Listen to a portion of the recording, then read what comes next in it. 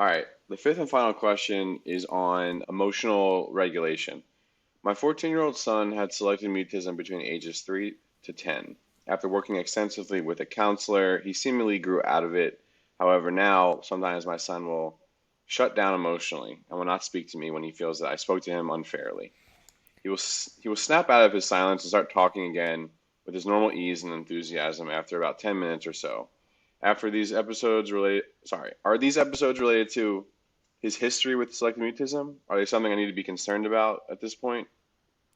So these are all really good questions. And one of the whys of SM are being very highly sensitive, having maybe to the point of sensory processing challenges. So it's a continuum from being highly sensitive to sensory processing challenges. Often with sensory challenges, we have emotional dysregulation. It's difficult to regulate our emotions and how we feel. If he never worked on regulating his emotions, just even aside from SM, it may have been part of the SM for sure.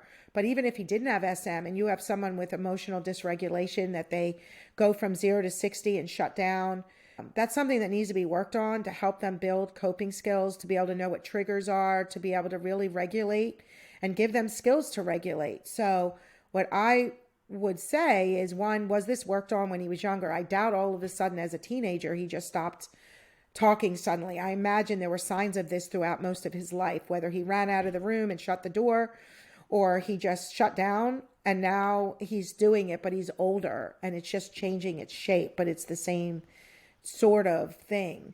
Do you think this is anger, this kind of stuff is more common for boys versus girls? Not necessarily. I think boys by nature tend to have more difficulty regulating their emotions in terms of expression. They have, I notice in my practice over years that boys tend to have difficulty expressing their emotions and coming to terms with their emotions, whereas girls tend to be a little better. Now, there's a lot of society kind of expectations on boys. Be tough, don't express your emotions. That's not necessarily the right thing to do. Please understand that. But it is true that society, at least in the past, was much more about being tougher with boys, and girls were more emotional and sensitive and so forth. So their expression of their emotions is sometimes something that's brought about easier. So I definitely believe there's the nature nurture effect here, but I also want you to know that when somebody's having difficulty regulating their emotions, no matter what age they are, helping them understand their feelings, giving them words for their feelings, really working through feelings so that that doesn't happen. But also, if this isn't really affecting his ability to function and within a few minutes he comes out of it, you can certainly say, it seems like you needed some time to kind of get your thoughts together or to feel better. I mean, that's okay. That's not a bad thing. It's just really, not making him feel bad about it, but helping him understand. Because sometimes when you're in the moment of being really upset or frustrated or misunderstood, for example, and become frustrated, you can't even think straight, right? So you do shut down. I mean, that's a human nature. That's human nature. So I don't know Do you, what the precursors are for this either. do you think this has anything to do with his selective mutism from when he was a child? Like, do you think this is just like you can have emotional regulation issues without being mute, right? Yeah, that's exactly what I was trying to say is that it may not even be related. You could have somebody that doesn't have selective mutism and they can be, highly emotional or have dysregulation. But kids with SM by nature, when you look at the whys of SM, definitely can be more sensitive and have difficulty regulating their emotions. I see that. And if you think about being highly sensitive or sensory processing challenges, one of the reasons you shut down and become minimally communicative is you become overwhelmed in a setting. It causes that to happen. That's a why of SM. That's what we see. So I definitely believe there's a correlation here with selective mutism. But again, selective mutism is a social communication anxiety, right? So absolutely. But can you have emotional dysregulation or just shutting down and frustrated and difficulty dealing with your anger without SM? Absolutely.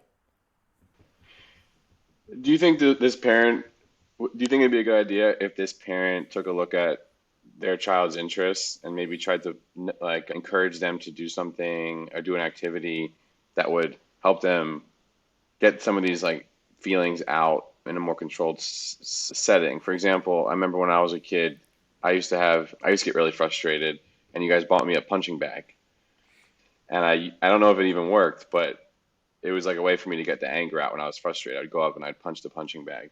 Yes, so I think that's a really good point, and I'm sure that it would help finding areas to let out your emotions and finding that area like running around, doing sports, some individuals writing, drawing, ways to express themselves. That's an excellent thing to do as a parent. Also, working with a therapist to help somebody learn those skills to regulate, but knowing there's an outlet. And one thing that wasn't brought up here was I don't know the types of things the parents are asking or expecting from their child. I do notice, and I'm not saying this is the case with this question, but there's a lot of shoulds and need to, and I don't like that. So a lot of parents will say, you should be doing this, you need to do that, why aren't you doing this?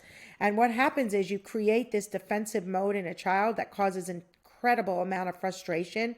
And I don't know if this child truly has emotional dysregulation or this child is just really frustrated by maybe how the parent is questioning them or what they're asking them, and maybe their mood. Like, I don't know. I don't know those answers. That's what I would be asking the family if they were sitting in front of me in my office. So there's a lot to this question than a simple answer.